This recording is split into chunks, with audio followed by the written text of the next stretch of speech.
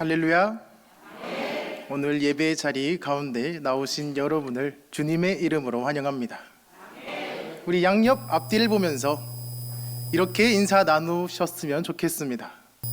오늘은 복된 날입니다. 오늘은 복된 날입니다. 잘 나오셨습니다.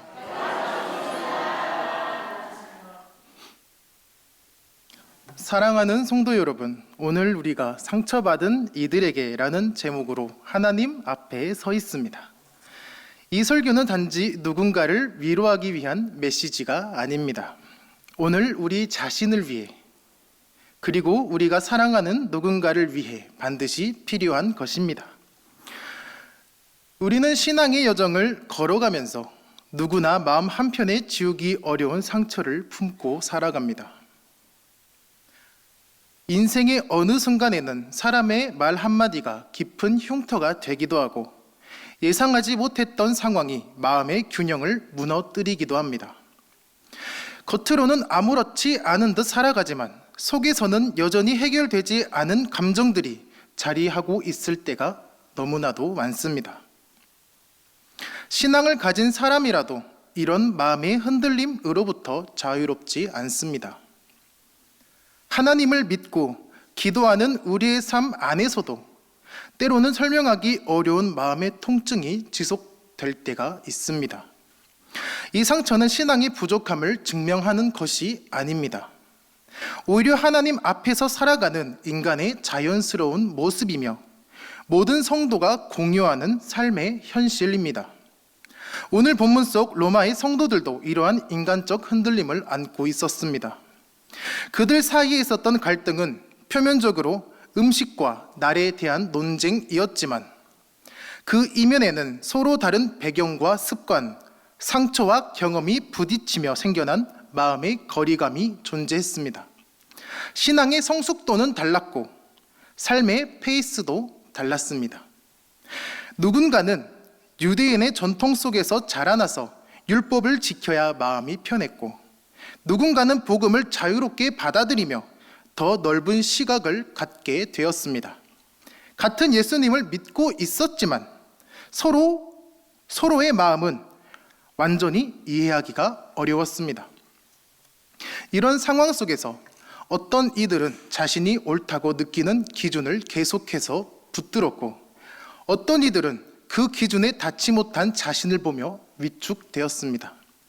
강한 사람은 약한 사람을 보며 답답해했고 약한 사람은 강한 사람을 보면서 부담을 느꼈습니다.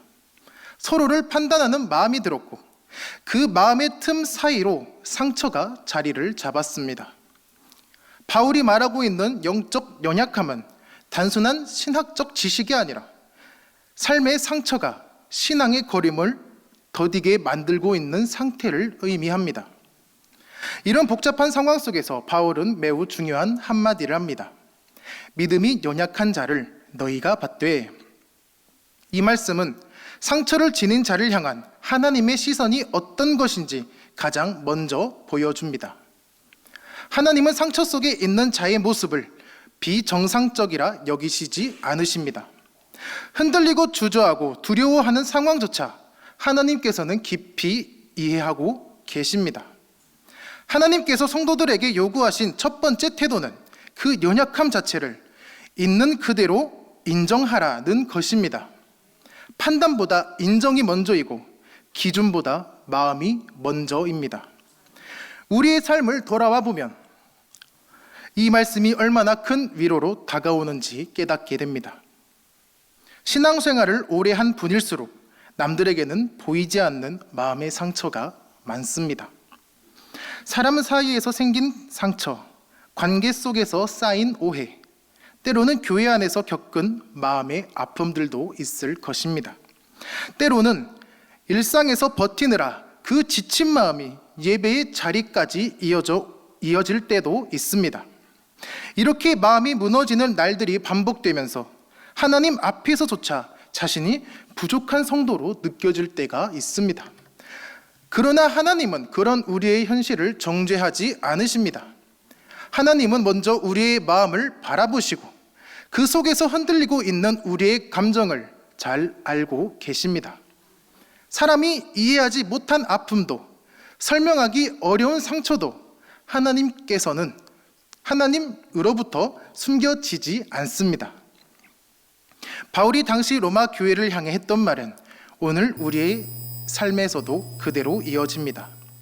상처는 신앙의 실패가 아니라 하나님께서 우리를 바라보시는 자리라는 사실을 기억하게 됩니다.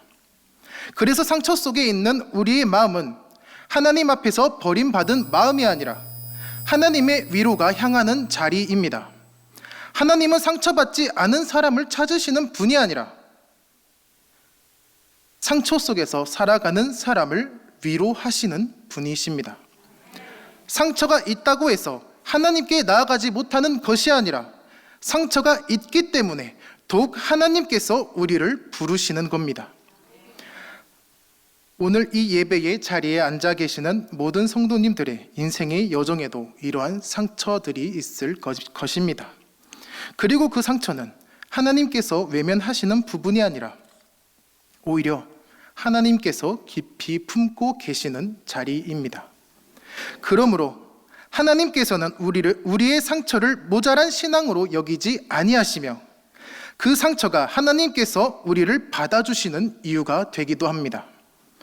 상처 속에 머물러 있는 우리의 마음을 하나님이 가장 먼저 바라보신다는 사실이 오늘 이 말씀을 듣고 있는 모든 성도님들의 마음의 위로가 되시기를 소망합니다.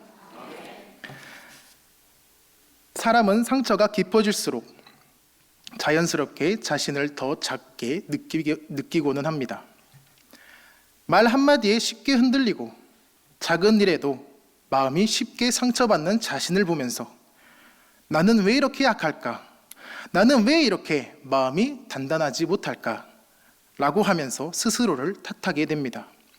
신앙 안에서도 마찬가지입니다. 기도가 깊어지지 않는 날들이 반복되면 하나님께 부끄러움을 느끼기도 하고 예배 자리에 앉아 있어도 마음이 집중되지 않을 때 스스로를 책망하기도 합니다. 상처 때문에 사람을 다시 신뢰하기가 내 스스로가 어려워진다면 내가 믿음이 부족한 사람인가? 라는 생각도 들고는 합니다. 그러나 성도 여러분, 하나님은 우리의 연약함을 책망하시지 않으십니다. 이는 성경이 우리에게 분명히 전하는 메시지입니다. 로마서 14장 3절은 짧지만 매우 강력한 선언을 담고 있습니다. 약한 자도 강한 자도 각자의 연약함과 확신 속에서 살아가지만 그 모든 이들을 두고 바울은 이렇게 말합니다. 하나님이 그를 받으셨으니라. 이 말씀은 단순히 하나님의 허락을 의미하는 것이 아니라 하나님께서 그를 품으셨다라는 의미를 담고 있습니다. 하나님은 사람이 가진 연약함을 그 사람의 결점으로 보시지 않습니다. 연약함은 하나님께서 우리를 밀어내시는 기준이 아니라 오히려 하나님께서 우리를 더 가까이 끌어당기시는 이유가 됩니다. 우리가 흔히 스스로를 바라볼 때에는 부족함과 실패를 먼저 떠올립니다.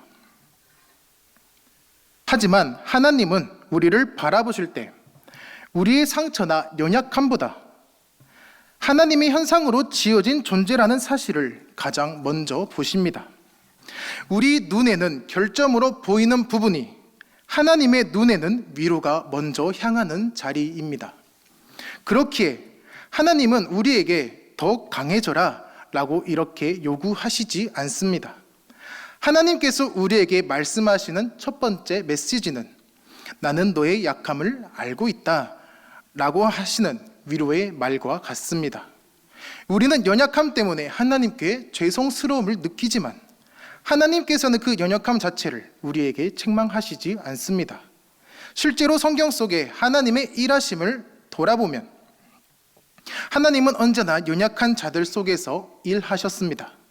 상처 없는 사람을 통해 하나님의 나라가 확장된 것이 아니라 흔들리고 무너졌던 사람들을 통해 하나님은 놀라운 역사를 이루어 내셨습니다.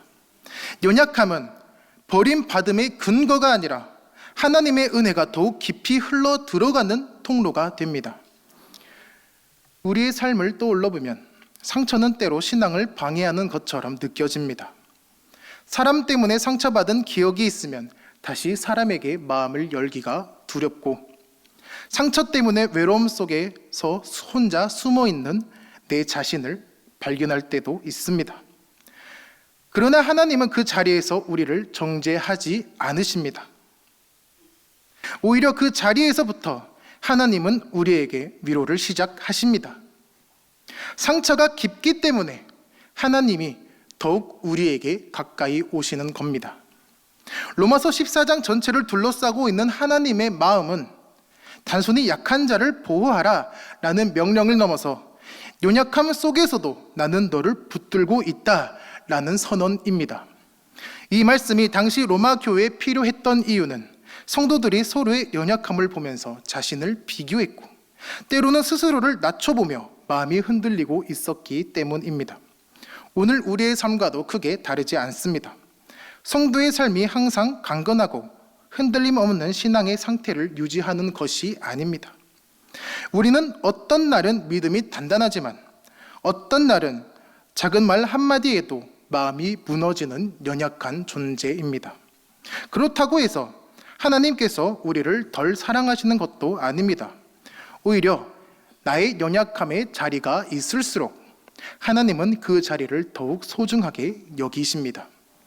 그러므로 상처 속에 있는 자신을 부끄러워할 필요가 없습니다. 마음이 흔들리는 자신을 자책할 필요도 없습니다. 믿음이 약해진 것 같아서 두려워할 필요도 없습니다. 하나님은 우리의 깊은 곳까지 알고 계시며 그 연약함을 통해 우리를 멀리 하시는 분이 아니라 그 연약함으로 인해 우리에게 더 가까이 다가오시는 분이시기 때문입니다. 성도 여러분, 상처는 하나님이 멀어지셨다는 증거가 아니라 하나님이 더욱 가까이 오신다는 신호입니다. 약함은 신앙의 결함이 아니라 하나님의 위로가 시작되는 자리입니다. 하나님은 지금도 우리의 연약함을 책망하지 않으시며 오히려 그 연약함 속에서 우리를 강하게 붙들고 계십니다. 이 진리가 오늘 여러분의 마음 깊은 곳에 위로로 닿기를 소망합니다. 하나님은 여전히 여러분을 품고 계십니다. 연약함 때문에 버림받은 사람은 없습니다. 상처 때문에 하나님께 멀어진 사람도 없습니다. 하나님은 이렇게 연약한 우리를 책망하지 않으십니다. 그 사실이 여러분의 심령 안에서 새로운 평안을 주시기를 소망합니다. 이렇게 우리의 마음이 상하고 흔들릴 때 가장 크게 느껴지는 감정 중 하나는 고립감입니다. 누군가와 있어도 마음은 홀로 남겨진 것 같고, 예배당 안에 있어도 어디에도 속하지 못한 것 같은 느낌이 들 때가 있습니다. 상처는 사람을 외롭게 만들고 연약함은 사람의 마음을 움츠리게 만듭니다. 그러나 성도 여러분, 하나님은 바로 그 자리에 함께 계십니다. 다 같이 큰 목소리로 로마서 14장 3절 말씀을 받들어 읽도록 하겠습니다. 시작.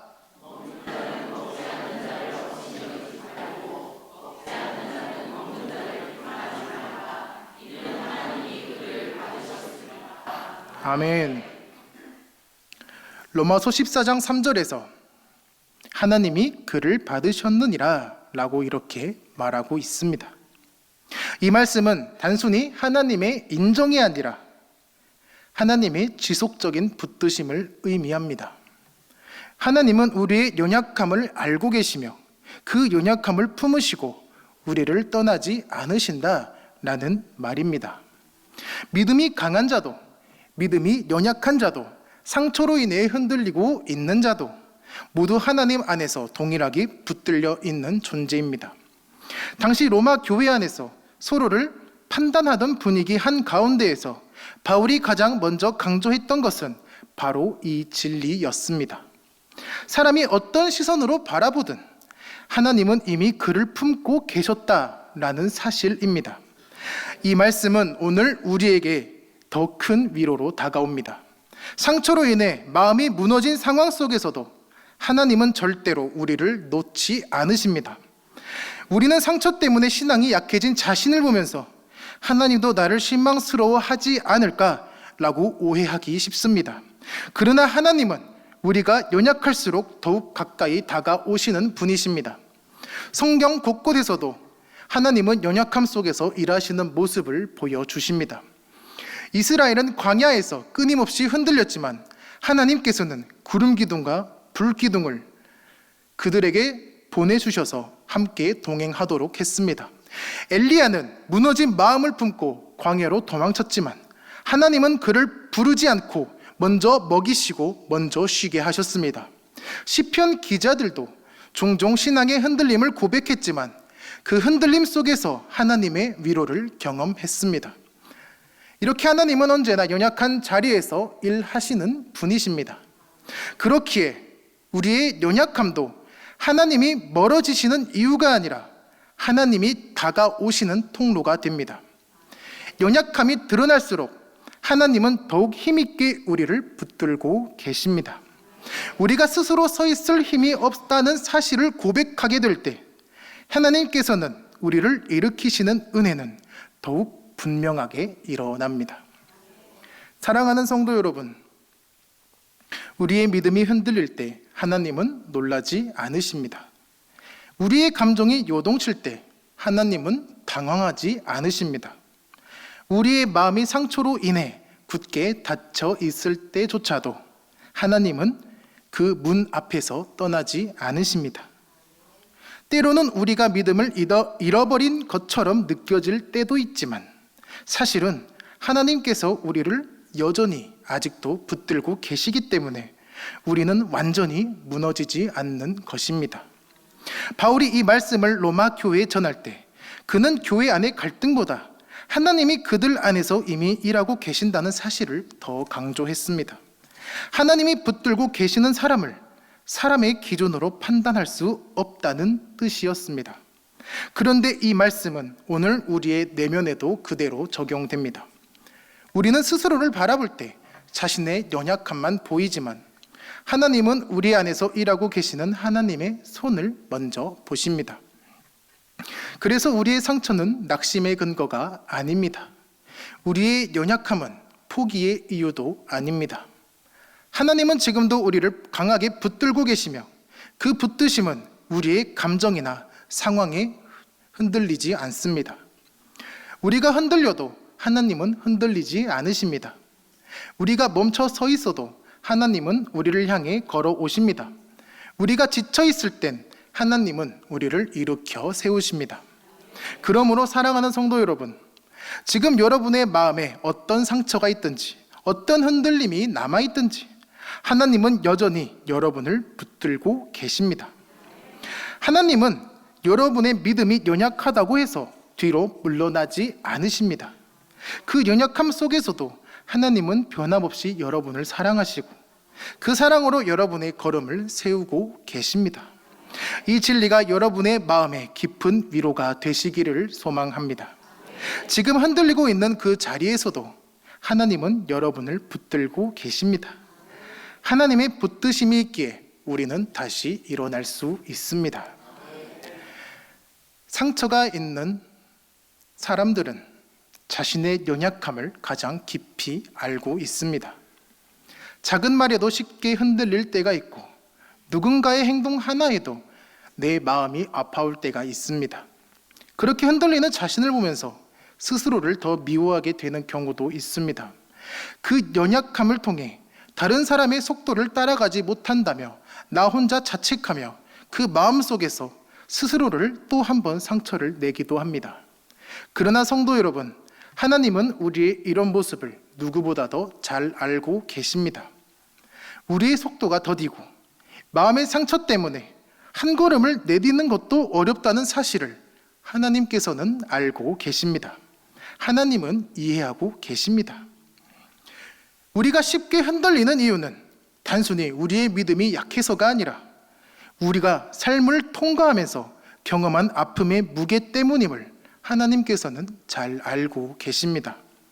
그래서 하나님은 우리에게 단 한 번도 성급함을 요구하지 않으십니다. 하나님은 언제나 우리를 향해 긴 호흡으로 기다리시는 분이십니다.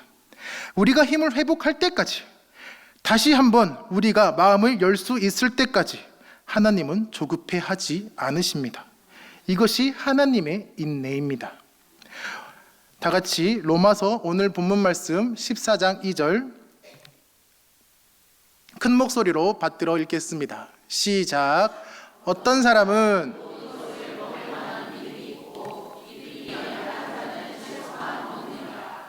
아멘. 이렇게 로마서 14장 2절에서 바울은 사람들이 각각의 신앙적 선택을 할 수밖에 없었던 배경을 말하고 있습니다. 어떤 이는 모든 것을 먹고 어떤 이는 채소만 먹었습니다. 그 선택은 단순한 고집이 아니라 오랜 시간 동안 형성된 신앙적 두려움과 상처, 그리고 삶의 무게 속에서 나온 반응들이었습니다. 바울은 그런 각각의 배경을 깊이 이해하면서 서로를 평가하지 말라고 권면했습니다. 바울의 메시지는 단순히 인간적인 관용이 아니라 하나님의 마음을 따라 살아가라는 권면이었습니다. 하나님이 오래 참고 기다리는 분이시기에 우리가 서로에게도 그 인내를 나누어야 한다는 뜻입니다. 하나님은 우리가 흔들릴 때마다 그 흔들림을 정죄하지 않으십니다. 우리의 연약함을 하나하나 헤아리시고 우리가 감당할 수 있는 만큼만의 걸음을 내딛게 하십니다. 하나님은 우리가 넘어지는 순간에 실망하시기보다 넘어진 자리에서 다시 손을 내밀어 주시는 분이십니다. 성도 여러분, 하나님이 우리를 기다리신다는 사실은 상처 속에 살아가는 우리의 일상에 큰 위로가 됩니다. 하나님은 우리가 빠르게 회복되기를 강요하지 않으시며 어떠한 모양이로든 지금 이 자리까지 걸어온 우리의 수고를 누구보다도 잘 알고 계십니다. 상처 때문에 멈춰섰던 순간도, 두려움 때문에 마음을 닫아 걸었던 순간도 하나님은 외면하지 않으십니다. 그 모든 순간에 하나님은 우리와 함께 계셨습니다. 이 하나님의 그 인내의 사랑은 우리의 삶을 다시 세우는 힘이 됩니다. 사람은 조급하게 말할 때가 많지만 하나님은 언제나 우리의 호흡을 맞추어 걸어가십니다. 우리가 다시 하나님께 시선을 돌리는 데에 시간이 걸려도, 우리의 마음이 회복되는 데 더디더라도 하나님은 그 과정을 귀하게 여기십니다. 하나님께는 우리의 속도가 아니라 우리가 하나님을 향하고 있다는 사실이 더 중요하기 때문입니다. 그러므로 각자의 상처에서 묵묵히 걸어가고 계시는 성도님들, 이 자리에 계신 모든 분들의 삶을 하나님께서는 결코 혼자 두지 않으십니다. 하나님은 여러분의 연약함을 이해하시며 여러분의 흔들리는 마음을 귀하게 여기십니다. 우리가 조금씩 회복되어 가는 과정 모두가 하나님의 사랑 안에서 아름답게 자라가는 순간들입니다. 그리고 이 인내의 사랑을 배운 우리가 다른 사람을 바라볼 때에도 같은 시선으로 바라볼 수 있게 됩니다. 사람은 겉으로 보이는 모습만으로 판단하기 때문에 판단을 쉽게 하고는 합니다. 하지만 하나님 안에 살아가는 우리는 그 사람이 보이지 않는 상처와 아픔을 먼저 생각하게 됩니다. 연약함 속에 붙들림을 경험한 자만이 또 다른 연약한 사람의 마음을 이해할 수 있습니다. 하나님의 인내는 우리를 변화시킵니다. 하나님이 우리를 기다리셨던 것처럼 우리도 다른 사람을 기다릴 수 있고, 하나님이 우리의 연약함을 감싸 주셨던 것처럼 우리도 다른 사람의 연약함을 품을 수 있게 됩니다. 오늘 말씀의 초점은 그러나 여전히 우리에게 있습니다. 하나님은 지금도 상처 속에 천천히 걸어가고 있는 우리를 오래 참고 기다리시는 분이십니다. 그 기다림이 있기에 우리는 희망을 잃지 않습니다. 하나님의 인내가 우리를 다시 세우고, 그 인내가 우리의 상처를 어루만지며, 그 인내가 우리의 여정을 끝까지 지켜주십니다. 하나님의 인내 안에서 여러분의 삶이 다시 회복되시기를 소망합니다. 오늘 이 말씀 속에서 하나님의 기다리심이 여러분의 마음에 깊은 위로가 되시기를 축복합니다. 우리 안에 있는 상처는 우리의 걸음을 멈추게 만들기도 합니다. 아무리 다시 일어나고 싶어도 몸이 움직이지 않을 때가 있고, 다시 사랑하고 싶어도 마음이 열리지 않을 때가 있습니다. 내일을 향해 나아가고 싶지만 오늘의 상처가 여전히 가슴을 짓누르고 있기 때문에 쉽게 발걸음을 내딛지 못할 때도 있습니다. 상처는 단순히 사건으로 남지 않습니다. 그 상처는 우리 관계 속의 습관이 되기도 하고, 세상을 바라보는 시선이 되기도 하며, 우리가 스스로를 대하는 태도가 되기도 합니다. 나는 부족하다. 나는 사랑받을 자격이 없다. 나는 누군가와 깊이 관계를 맺으면 나는 또 쉽게 상처받을 것이다. 라는 부정적 결론을 통해 우리의 미래를 가로막기도 합니다. 그러나 성도 여러분, 하나님은 우리가 상처로 인해 멈춰있는 자리에 그저 머물러 있기를 원하시지 않으십니다. 하나님은 우리의 과거를 부정하지 않으시지만 그 과거가 우리의 내일을 결정하게도 두시지 않습니다. 로마서 14장 3절은 하나님께서 그를 받으셨느니라 라고 선언합니다. 이 말씀은 단지 신학적 진술이 아닙니다. 하나님께서 우리를 향해 너는 내 사랑받는 자라고 말씀하시는 복음의 핵심입니다. 사람이 우리를 어떻게 평가하는지가 아니라 하나님이 우리를 어떻게 받아주셨는지가 우리 존재의 중심이 되어야 한다는 뜻입니다. 하나님께서 받아주셨다라는 이 한 문장은 상처로 인해 움츠러진 우리의 마음에 다시 걸어갈 힘을 주는 말씀입니다. 우리를 받아주신 분이 하나님이라면 우리는 더 이상 사람의 시선 때문에 무너질 필요가 없습니다. 사람의 기준, 사람의 판단, 사람의 말이 우리를 흔들 수는 있어도 우리를 정의하지는 못합니다. 하나님이 우리를 받아주셨다라는 이 진리는 우리의 삶을 다시 일으키는 힘이 됩니다. 이 진리가 우리 마음속에서 다시 빛을 내기 시작할 때 우리는 조금씩 앞으로 걸어갈 용기를 얻게 됩니다. 하나님이 우리를 품어주신다는 사실은 단지 감정적인 위로가 아니라 우리를 다시 일으키기 위한 하나님의 실제적 역사입니다. 하나님은 우리가 다시 일어나기를 원하십니다. 다시 사랑하기를 바라십니다. 다시 일상으로 걸어 들어가기를 원하십니다. 그리고 다시 믿음의 길을 걸어가기를 바라십니다. 우리는 연약함을 가지고 있지만 하나님은 우리의 연약함을 통해 일하시는 분이십니다. 우리는 상처라는 틈이 있지만 하나님께서는 그 상처라는 틈을 통해 하나님의 은혜는 더 깊이 스며듭니다. 우리는 더디게 걸어가지만 하나님은 한 걸음 한 걸음 우리와 함께 걸어가시는 분이십니다. 성도 여러분, 다시 걸어가는 용기는 우리 자신의 결심에서 오는 것이 아닙니다. 우리 안에 계시는 하나님이 주시는 힘에서 나옵니다. 사람의 위로는 잠시지만 하나님의 위로는 삶 전체를 새롭게 만듭니다. 사람의 말은 우리를 흔들 수 있지만 하나님의 말씀은 우리를 붙드는 반석이 됩니다. 그러므로 지금 이 자리에서 다시 한번 마음을 들어 하나님께 나아가시기를 소망합니다. 하나님은 상처 많은 우리의 마음을 외면하지 않으십니다.